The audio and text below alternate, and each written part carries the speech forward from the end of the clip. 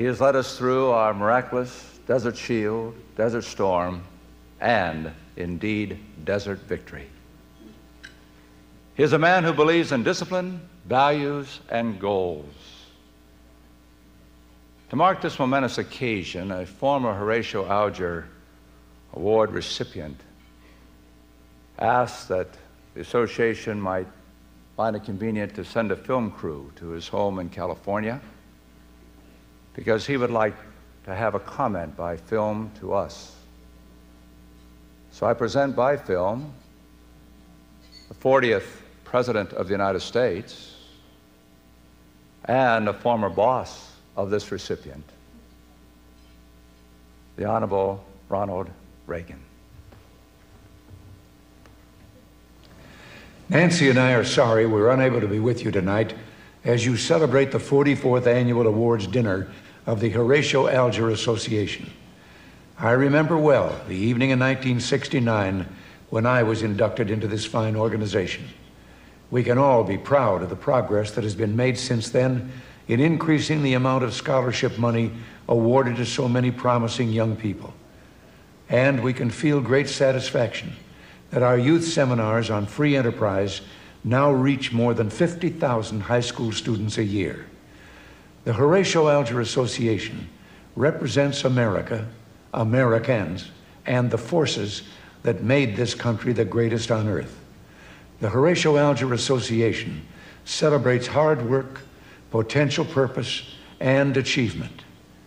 I congratulate this year's 10 outstanding Horatio Alger awardees and want to add a personal note of congratulations to a great American, my former National Security Advisor, General Colin Powell.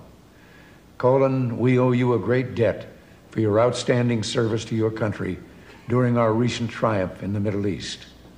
Today, as people throughout the world recognize that the values on which this country was founded are still the values that make us a great nation, we can be proud that the Horatio Alger Association stands strong as a leader in its commitment to these ideals. Let us continue to dedicate our efforts to ensure a bright and promising future for our nation's outstanding young people. Thank you, and God bless you.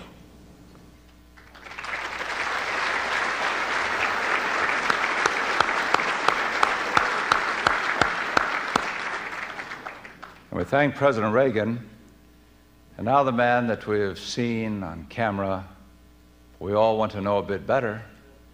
Let's just meet him and know him a bit better by this filmed introduction.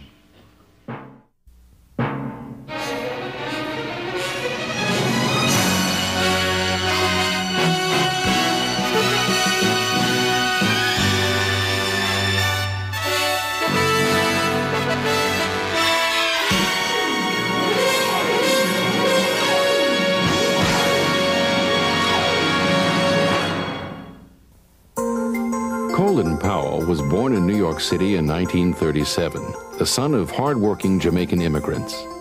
Reared in the ethnic melting pot of the Bronx, Colin picked up a working knowledge of Yiddish that to this day often stuns Jewish acquaintances. When he was not quite 17, Colin entered the tuition-free City College of New York, where he earned a degree in geology. While there, he seemed to find his calling in the Reserve Officers Training Corps. Graduating at the top of his ROTC class, he was commissioned a second lieutenant in the Army. As he moved up the chain of command, Colin served in Germany, followed by 2 tours in Vietnam, another in Korea.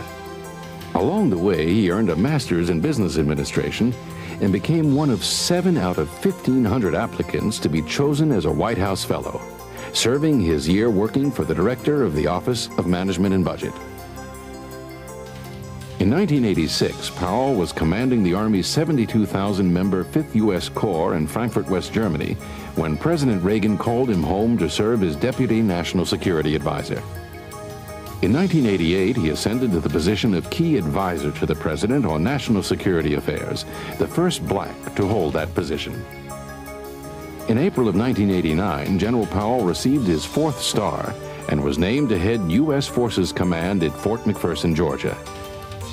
Later that year, President Bush called Powell back to Washington and appointed him the 12th chairman of the Joint Chiefs of Staff, a position in which he has distinguished himself for the past 18 months, including the spectacular Desert Storm victory, a great victory for the armed forces and for America. Colin Powell has built his life and career on true American values of hard work, a sense of fairness, and a commitment to his country. And although he's reached the top of his profession, friends say he's never lost his common touch and his love for the American GI. For his exemplary leadership, integrity, and statesmanship, we are proud to induct into the Horatio Alger Association of Distinguished Americans, General Colin Powell.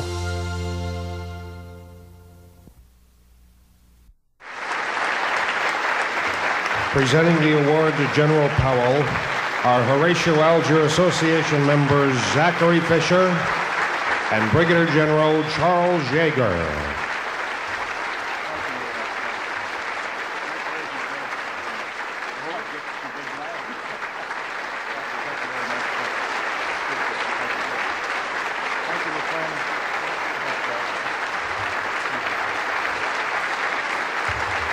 Thank you very much, ladies and gentlemen.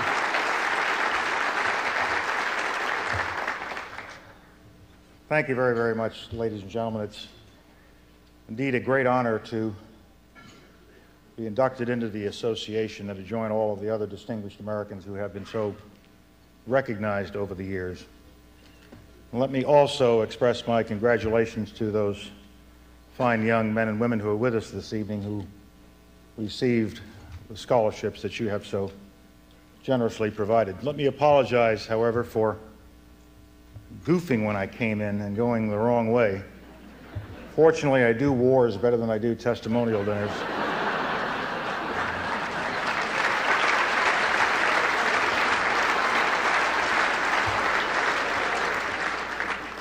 I must say all this notoriety has become something of a problem for the Powell family.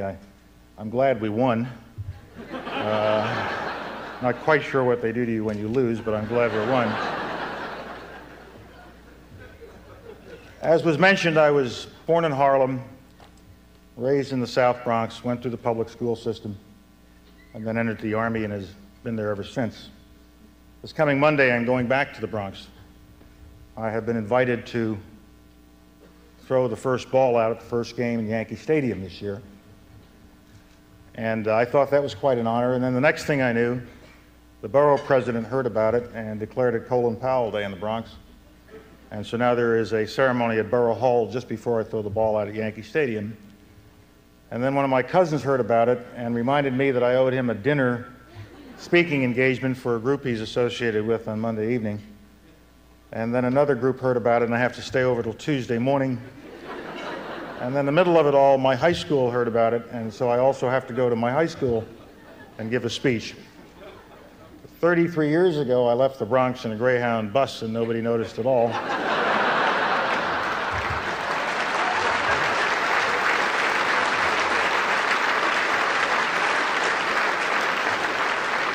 Except for my mother, who was waving at the bus saying, "Do your 2 years, come home, we'll get a job, it'll be all right."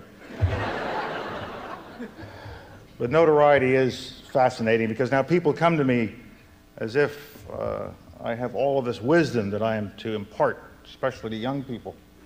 I'm a role model, and because of where I am, I'm supposed to know everything. So young people will come up to me now and they'll say, "General Powell, it's wonderful to meet you, to see you, and you're the chairman of the Joint Chiefs of Staff. You have the privilege of representing the 3 million wonderful young men and women who are in uniform. And isn't that incredible? How did you get there? Why don't you give us the secret to your success? Please, we have to write it down." And I say, I'd be delighted. One, I've always worked very, very hard. Two, I've always been very, very loyal to the people that I work for and the people who work for me. Next, I always studied very hard. I never stopped studying. I always made sure that there was a book in front of me that I'd get my hands on and prepare myself better for the job that was ahead. And I would go through about 8 or 9 rules that I have to get ahead. And the young person listening to me would say, "That's wonderful. And is that how you became chairman of the Joint Chiefs of Staff?" My answer is no, that's how I became first lieutenant. The rest followed easily. The point is, you have to live today and dream about tomorrow. Live today, prepare for tomorrow, dream about the future. A little while ago, you saw a dear friend of mine, President Ronald Reagan, say some very nice words about me. Let me tell you a little story about President Reagan.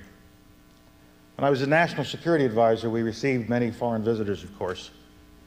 And one day we were having a lunch for President of Singapore, President Lee Kuan Yew. And over lunch there was some gentle conversation and some banter back and forth. And President Reagan, just to make a little bit of small talk, noted that many young people come to this country from other countries around the world, and within a matter of months or just a couple of years, they've assimilated into our society, they've gone to our schools, they've excelled, they've gone on and done wonderful things in business and elsewhere. And wasn't that just terrific? And then the president mused, he wondered what would happen if young Americans were transplanted to other countries like that, whether they would assimilate as well and whether they would thrive. President Lee Kuan Yew shook his head and he said, "No, Mr. President, no." We all sat back a little. He said, "You don't understand, Mr. President. It couldn't happen. There is no other country like America. There is no other country that gives this kind of opportunity."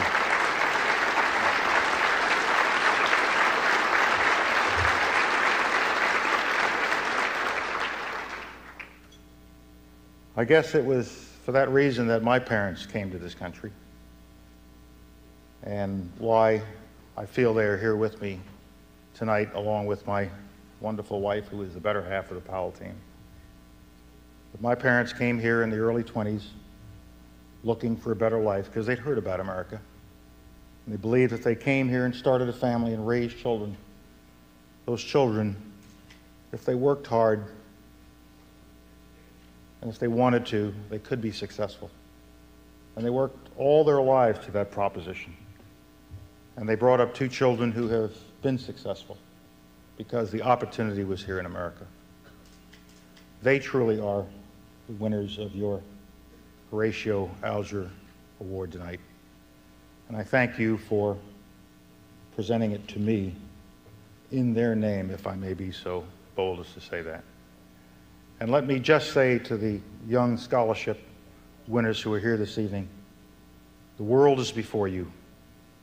Just remember, the only limitation in this country is your own dream. God bless you, and thank you very much.